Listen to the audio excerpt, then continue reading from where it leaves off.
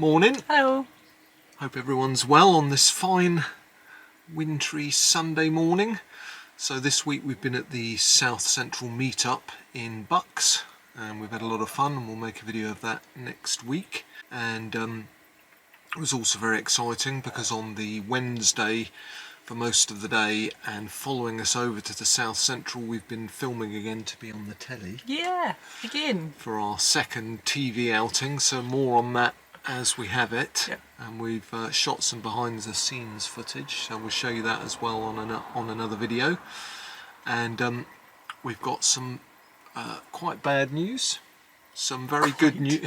Quite bad news. It's absolute rubbish news. It's rubbish news, yeah. I'm just trying to be positive, but we got really good news. And also at the end of the video I've got a favour to ask you, so more on that a bit later. So I guess we should start with the quite bad news.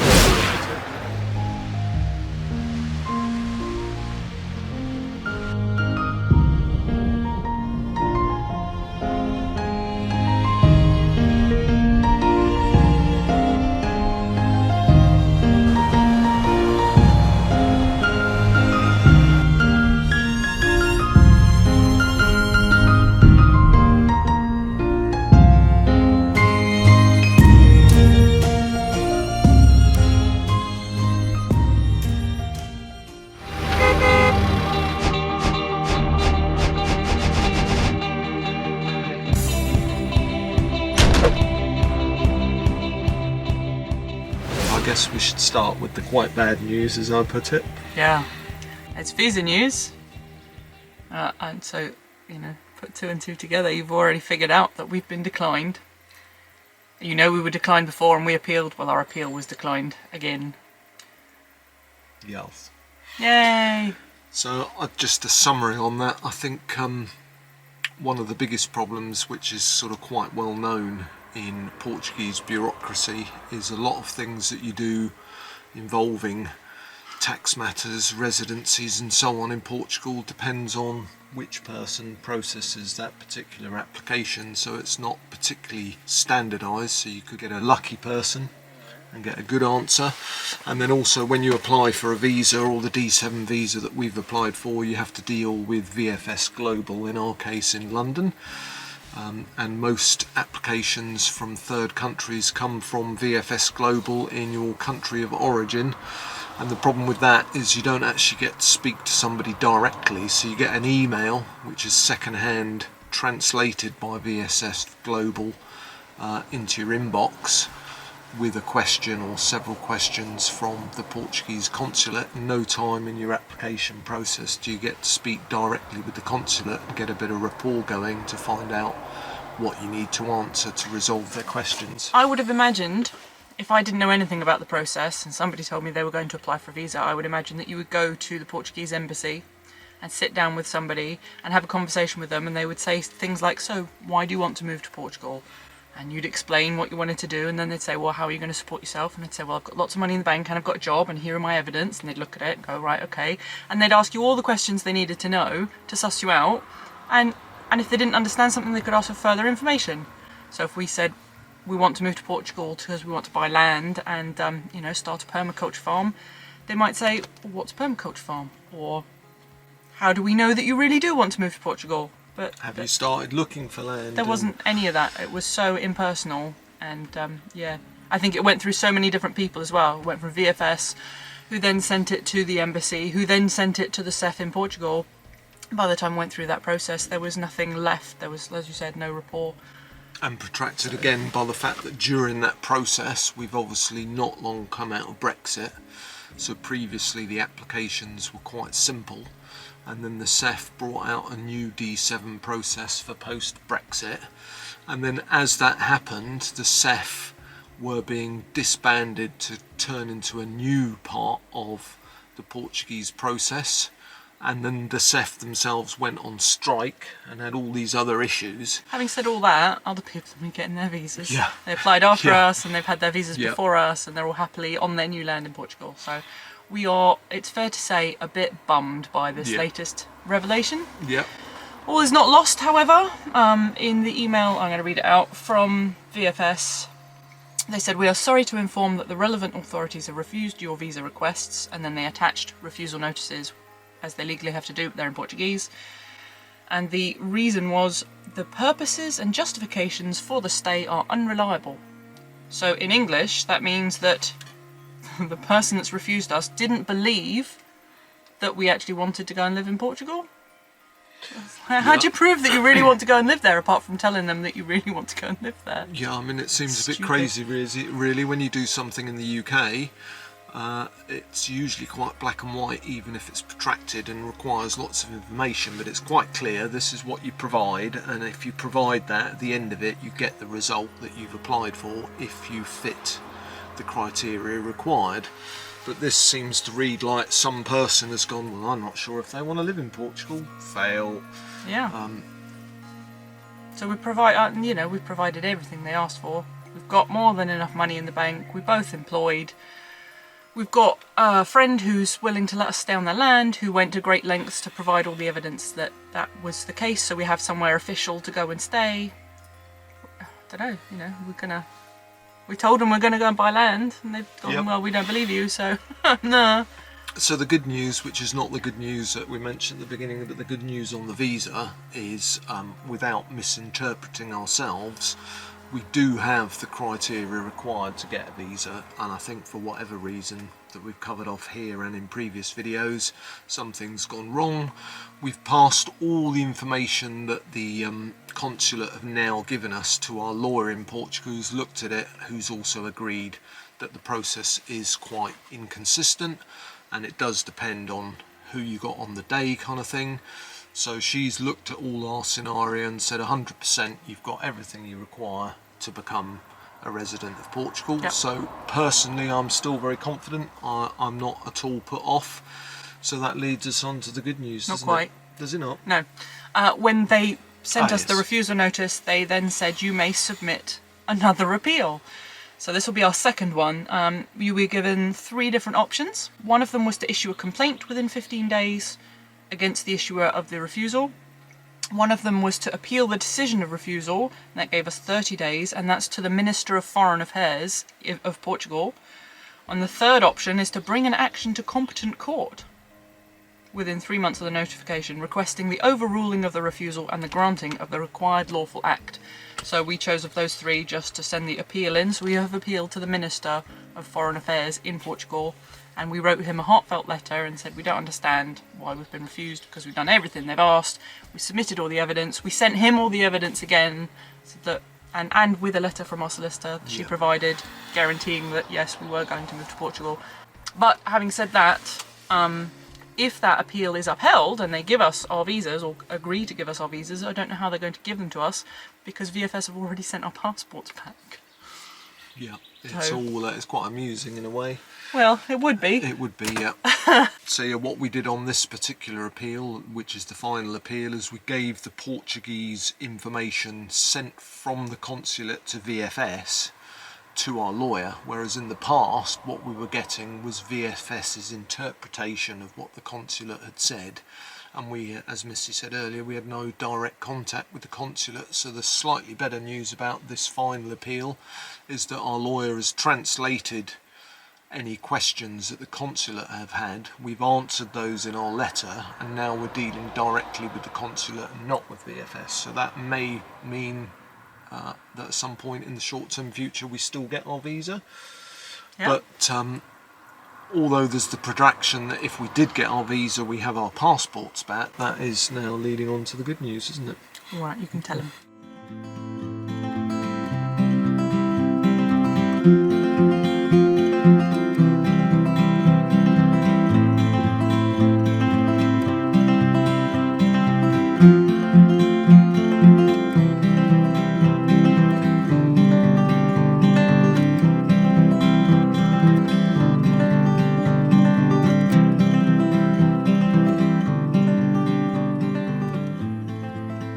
So the good news is basically we only stayed in the UK after Christmas because we were waiting for the visa, so we would have left months ago if we'd have got our visa, as we were hoping to get it fairly quickly. or we would have, if we weren't applying for the visa, we would have already have been in Spain or Portugal or wherever we fancied going for the last 3 months. So now we've got our passports back, we are going to Portugal. Woo! And we're kind of viewing it that let's presume that we don't get through the appeal for whatever reason. Yep. So we're going at it a different angle. So what we're going to do is we're going to shoot down to Portugal. We're going to look at land, and we're not going to rush that, but we're going to hope that we can find land and buy it within our 90 days because we're under the Schengen restrictions. So we buy our land and then we'll shoot back to England. I will then apply to VFS myself, but without Missy and Rosie, and then submit evidence of my land, say I've bought land, I want to live in Portugal, on the assumption that that gives us a much better chance of acceptance in a quicker period of time, and then we'll go back to Portugal and at that point you can do something called familial repatriation. That's hard to say. It is. And that then means that I and Rosie will both be allowed temporary residency, the same as Dom. We probably should have done it that way from the start. We just didn't understand how complicated it was going to be, how long it was going to take. And we thought we were doing it the right way, applying for visas for all of us. So for those of you that have followed the D7 videos before we move on, I think the advice would be, because the information is quite mixed, because as well as the CEF changes that I mentioned earlier, there was also a change in the requirement. So A, the requirement of the amount of funds that you required if you had savings had gone up, and B, when we applied and before we applied, there was no requirement to have a NIF, which is the Portuguese tax or fiscal number, and there was no requirement to have a bank account. Yep.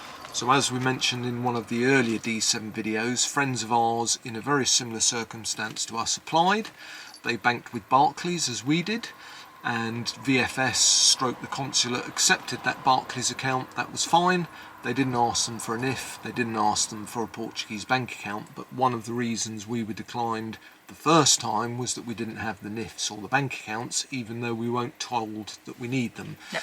So what's now changed is the lead person's savings has gone up to €8,000 minimum per year, whereas when we applied it was 7,400, and you require a NIF and a bank account in Portugal. Yes. However, that information is still not on the VFF's website. So if you're applying now or at some point in the near future, make sure you get those things sorted. Everyone applying, apart from your children, needs a NIF and a Portuguese bank account, and then the money required for your application, if you're doing it on savings, needs to be in that bank account. So if you're going for the minimum, the €8,000 in my case, as the lead applicant, if I was the lead applicant, I would need a Portuguese bank account with that amount in it.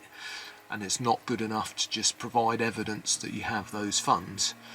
That obviously doesn't apply if you're using more passive income, be that a pension or rental income or what have you, and then that still needs to equal over 8,000 per annum. So there you go. So good luck if you're applying.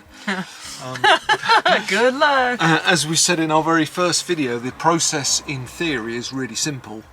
What isn't simple is the contradictions in what you do and don't require, depending on which person processes your application. Yep. So I recommend you provide everything, and that you provide a signed letter itemising everything that you've provided, because we also found that VFS didn't send everything we gave them to the consulate, which is what made our application so protracted in the early days. Yep. And what's probably didn't help, because the person looking at it went, they haven't got that, so it took 2 weeks for them to ask us for it, 2 weeks for VF to send it to them, and then they had to look at it all again, whereas if it's all there... Yeah, I agree. I think it would have been a lot simpler if all the information had actually been on VFS's website right from the off of what we needed. Yeah. And it could have gone in one go. So that's where we're at. We've appealed, we're waiting to hear about the appeal, we've got plan B, and we're just off to Portugal. Yeah. Oh, that leads on though, because we've got an interesting journey coming up, because we can't just pootle across, can we? No. We can't just pootle across. So it does make for exciting YouTubing, because Missy and I and Rosie, we're unvaccinated, so we haven't had any vaccinations. So if you're following the news, you'll be aware that France is one of the strictest countries, along with others like Germany. If you haven't had your vaccinations, it's not that easy. You have to provide a multitude of forms, including sworn affidavits that you agree to a second test when you reach metropolitan France. And you can only go to France if you fit one of, I think it's 4 or 5 different reasons. And the last of those reasons is that if you're in transit in France, which obviously we will be because we don't intend to stay in France, but if that applies, you are only given 24 hours to transit through France. And we need to go from right up at the top at Calais when we land from the Eurotunnel all the way to the very, very south where we want to cross into Spain. So we have 24 hours to do the journey that on Google says it will take 14.5 hours, but that's Google time, which doesn't apply to us because we're a bit slower than Google time, aren't we, in the van? And also we need to stop, you know, to eat or let the dogs out for a wee. So that's going to be really fun, I think. Yep. We're just going to have to drive like crazy. I don't think we've ever driven that much. In a like day. 8 to 9 hours each day for 2 days in a row. Yep. It's gotta be And done. it's not like the old days where you'd be sitting in your van going, oh, I think I'll pop over to Spain for a couple of months or 6 months or whatever, and you just book your Eurotunnel and off you head. Yeah. We've also got the protraction that's all chicken and egg. So to enter Europe post-Brexit, you've got to have an animal health certificate. So you have to book that at your vet. Some vets, it takes up to a week for them to issue the certificate. And then when you have the certificate, it's only valid for 10 days to leave the UK.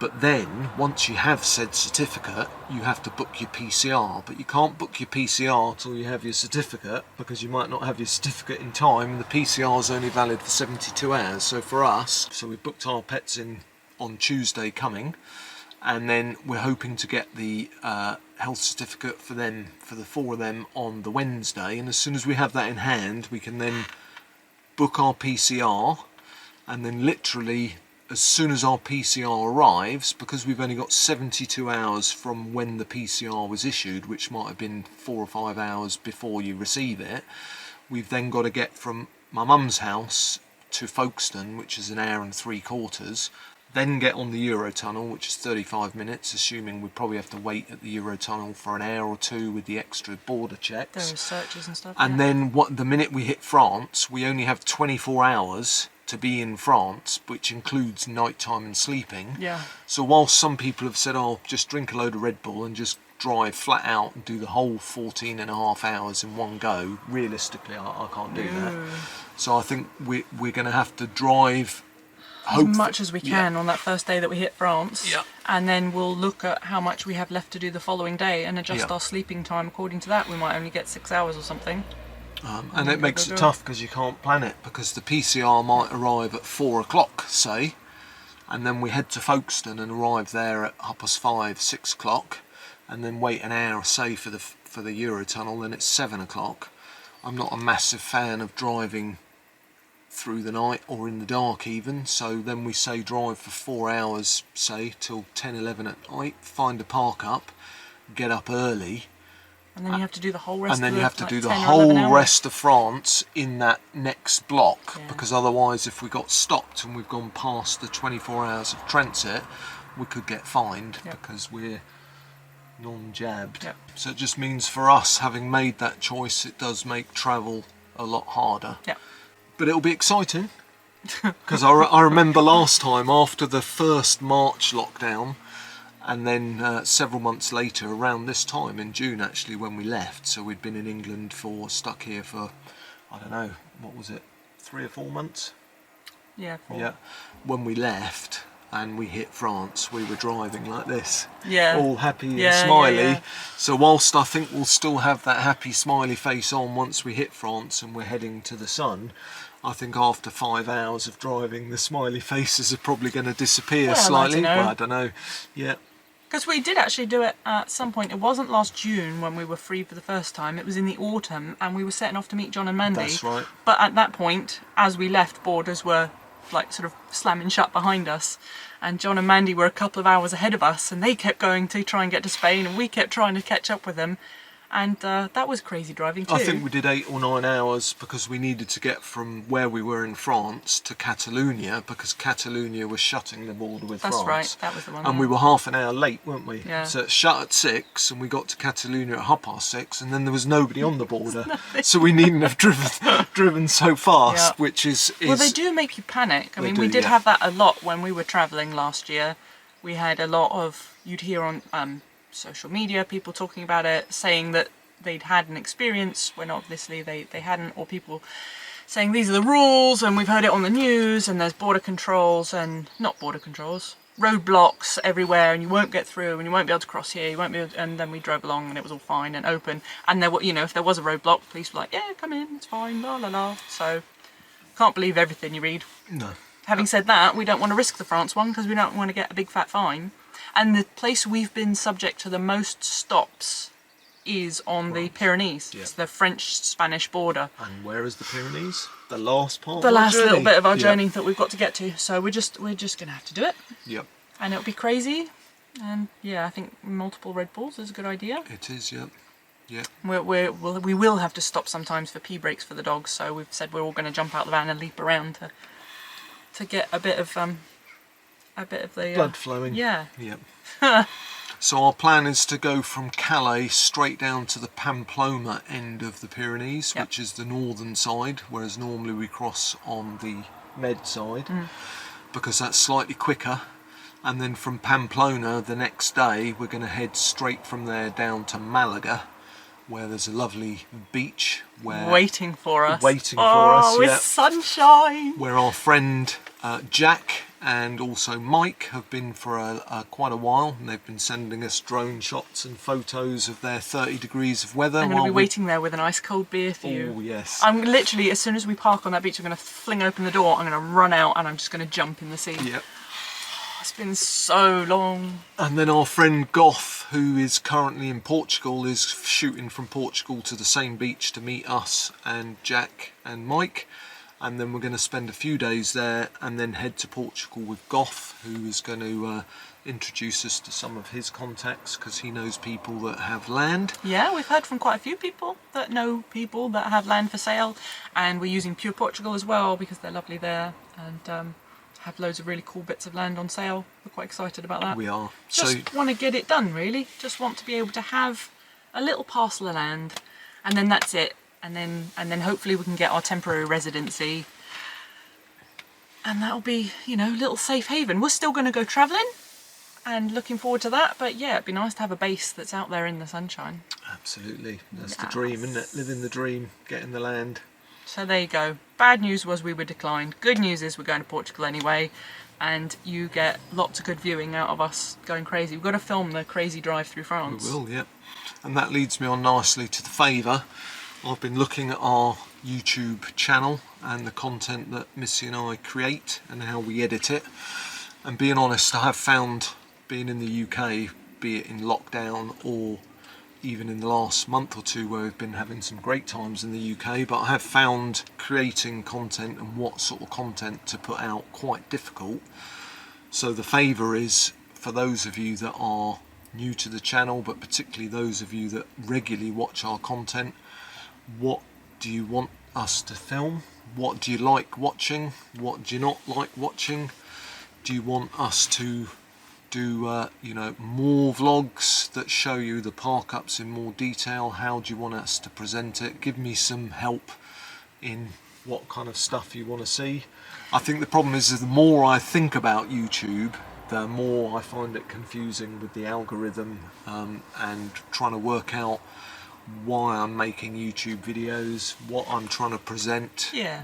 Well, I think for us, for me, I like sharing the lifestyle that we live. Yeah. And I remember before we had our van, but after I discovered van life, there was a period of about 4 or 5 months where I was spending time watching YouTubers, and it was the watching them living the life. You could kind of live it vicariously. If you're not ready to do van life just yet, you're not able to do it at the moment, or you're building your van but it's going slow, I think it's nice seeing people live in those shots. Nice to see people living those lives and enjoying their time out on the road. But yeah, I mean, we already include stuff like that, so maybe, is that enough? you want to see more life inside the van? Do you want to see more of the pets?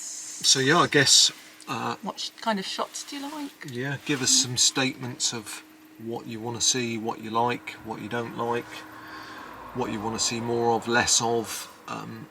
Give us some pointers, help us out. Ask some questions in the comments. Say, I'd like to ask you about this. Perhaps you can include that in a vlog. And Do you want us to do lives? I know John and Mandy do a lot of live streams. We've never ever done one.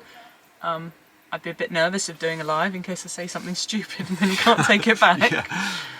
We could have little signs, couldn't we? So that when one of us says something stupid, the other one can hold it in front of the face going, Yeah. And then I've looked at shorts as well. Some of you will know that YouTube have got shorts in beta. So shorts is a bit like TikTok. So it's a video that's a maximum of 60 seconds. The idea is you film it on your phone. It's like a quick take, little editing, silly emojis, some music in the background, and then you can enable that on your page. So in my kind of mind, I was thinking, well, for the next journey from the UK over to Spain, we could do one or more shorts during the journey through the day, just let you know where we're at, how far we've got, and then we'll carry on filming that and then edit that up into a full video at the end of the week or whatever. Just throwing that out to you guys. Would you want shorts? We could do shorts. We're also thinking about doing the membership on YouTube. So if you'd be interested in being a member, maybe let us know that too. We're not sure if it's something that people want. Yeah. But maybe if we did membership, the shorts could be part of that, giving you more of a little inside fly on the wall kind of feel. I'm looking forward to wearing shorts. I know. That was my best thought. You said shorts, and I was like, yes, it's nearly shorts I'm in time. my shorts, yeah. It's not shorts weather here. No. Rubbish, England. It is. Sorry if you love England. I thought you were looking at a cat. There's not a cat. There's a steering wheel.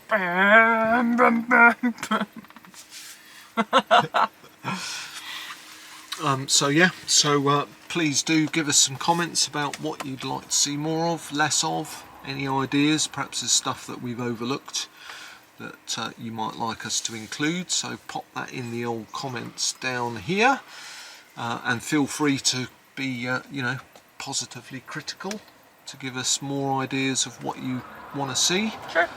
I've got a couple of little addendums if we're nearly done. Yep. We're nearly done. We do have a TikTok. We've just started it. I've made 6 little TikToks. I'm still learning. I'm 40 years old, so it's coming very slowly. I'm surprised they let you on TikTok. I know. Too old. No. So yeah, just having a go with that. So if you've got a TikTok and you like to watch van life videos, then you can have a look at that. And we've just launched vanity.com. Maybe you mentioned that in one of our other videos, didn't you? Yeah, I Vanity. mentioned it in the video last Sunday. So yeah, so if you didn't watch that, we've launched vanity.com, which is van life inspired merch. T-shirts, mugs, bags, jewellery, stickers, all that kind of stuff, and we're still adding to it. So it's early days. There's quite a lot of those Weirdos kind of stuff on there, so if you fancy those Weirdos t-shirt or a sticker or a mug, then go ahead and head over there. But we're also adding other stuff, as I say, van life inspired. So we've got t-shirts that say Nomad or Take Me to the Sea or stuff if you don't fancy wearing our brand, which is fair enough. Yeah, the website looks very nice and is pretty well finished, but we've got a lot more ideas of stuff to add to it. So they're all our own designs. Yeah. So we're really just, once we're settled on a beach with a cold beer, we'll sit down and put more designs up. Yep. And the idea, obviously, as you were saying about growing our YouTube and Vanity, we're trying to increase our income streams, because at the moment nothing's happening in clubbing world. So we need to what do they call it? Vary your income streams. Yeah. So yeah. Diversify. That's it. That's Diversify our portfolio. That's what we're doing. Yeah. So those of you that are regulars to our channel will know about our working life, but those of you that are new, we're in events. So obviously during COVID there's been no events or very few events. Some events starting back up now. So no revenue from events. And then I recently sold my shop, which has given me a lot more time, essentially meaning that I'm retired, but it means that the only income we currently have is from affiliate links, YouTube and so on, which, because we're quite a small channel, is quite small. so we're kind of, as we said, diversifying. So any support, any love you can show us there would be much appreciated, wouldn't it? Yep. and events will pick back up, and as and when they do, we might even start running events in Portugal for van lifers. Yeah, Come to a van life party. Yeah, that'd be fun. On our land. Yeah! And I can't wait to show you around some of the properties that we're hoping to look at in the very near future. That's we're great. gonna film as much of that as we can as well. Yep. Show you our journey, what we're looking for. Take a walk round this lovely piece of woodland in the Portuguese countryside. Yeah. Even when we have land, we're still going to be living and travelling in the van, so you can still follow the van life content. Yep, and we'll get a video up also in the near future about what it is that we're looking for land-wise in Portugal. So that'd be exciting. So I think we've probably waffled enough now. We've been all over the houses, haven't we, today? As usual, yeah, that's probably one of your greatest tips, to stop the waffling. Stop waffling. And Say what you want to say. And drink less gear. Drink less what? Drink less Guinness, it meant to be, but it came out as something else. So drink less Guinness. Yeah. Well, you don't drink Guinness, so you're alright. So thanks for watching. Yeah. Thanks for listening to our wafflings as usual. And thanks for your comments and subscriptions. Really appreciated. Yep. And we'll see you very soon. Bye.